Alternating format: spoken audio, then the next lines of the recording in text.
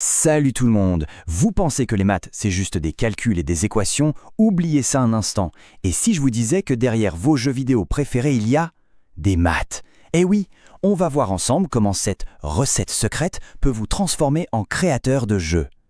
Alors la grande question c'est, est-ce qu'on peut vraiment prendre des trucs de maths comme la logique ou les nombres et les transformer en un jeu, un vrai jeu amusant?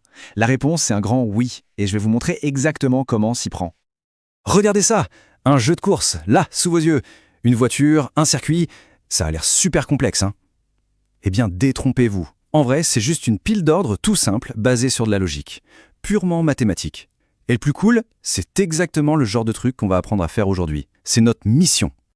Bon, allez, on attaque. Première chose à capter, programmer, en fait, c'est assez simple. C'est comme donner des ordres à un petit personnage à l'écran. Ce personnage, on l'appelle un sprite. Et nous, on va devenir son boss. On va lui dire exactement quoi faire, pas à pas. Et voilà notre QG. Ça s'appelle Scratch. C'est notre terrain de jeu. Regardez, à gauche, c'est la scène. C'est là que tout va se passer. Le petit chat orange, c'est lui, notre fameux sprite, notre héros du jour. Et juste à côté, vous voyez tous ces blocs de couleurs? C'est notre boîte à outils. Ce sont les ordres qu'on va lui donner.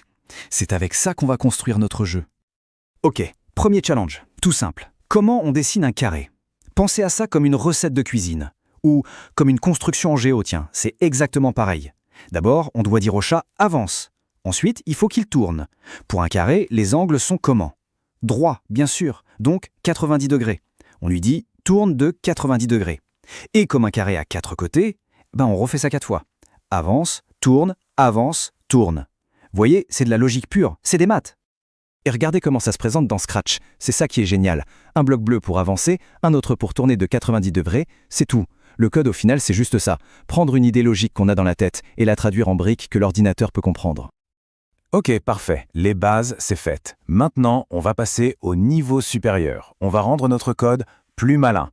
Pour ça, on va utiliser deux outils super puissants qui viennent tout droit des maths et qui vont nous faire gagner un temps fou, les boucles et les variables. Souvenez-vous de notre carré. On a dû répéter avancer et tourner 4 fois. Bon, ça va. Mais imaginez que vous vouliez dessiner une figure avec 100 côtés. Vous allez vraiment copier-coller les blocs 100 fois? Ce serait long et super ennuyeux. Franchement, il doit bien y avoir un moyen plus intelligent, non? Eh bien oui, il y en a une. Regardez la différence. À gauche, la galère, la version longue et répétitive. À droite, la version intelligente.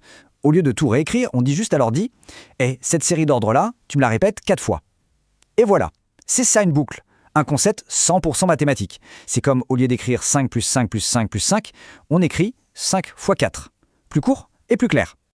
Ce bloc orange là, le bloc répété, c'est notre premier super pouvoir de codeur. C'est l'outil anti-flemme par excellence. Il fait tout le boulot répétitif à notre place et le code devient plus court, plus propre, plus facile à lire. Bref, c'est la vie.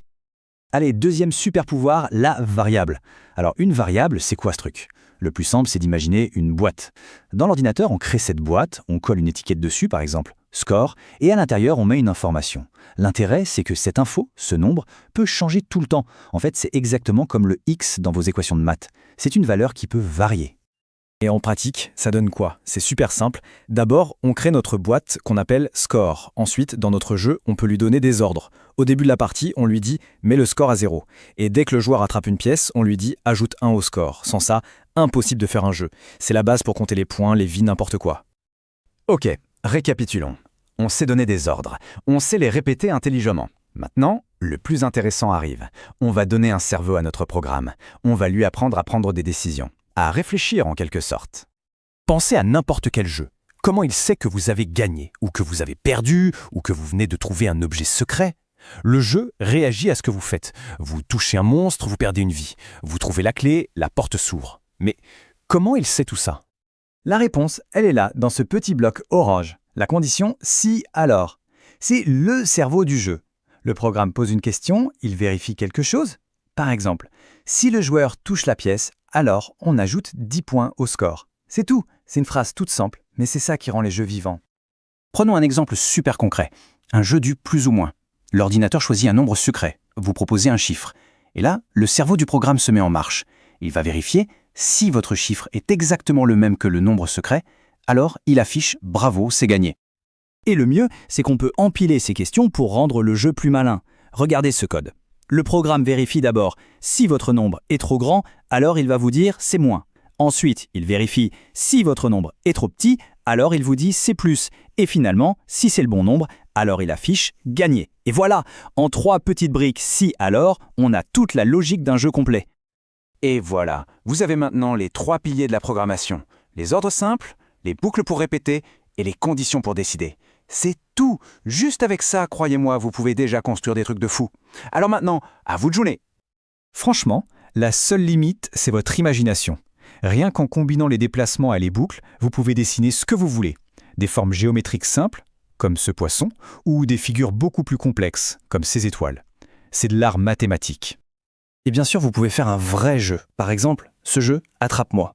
Le principe est simple. Une étoile de mer apparaît n'importe où sur l'écran. Et là, on retrouve tout ce qu'on a vu. On a une variable pour garder le score et une condition qui vérifie en permanence si on a cliqué sur l'étoile. Tous nos outils sont là, dans un seul petit jeu.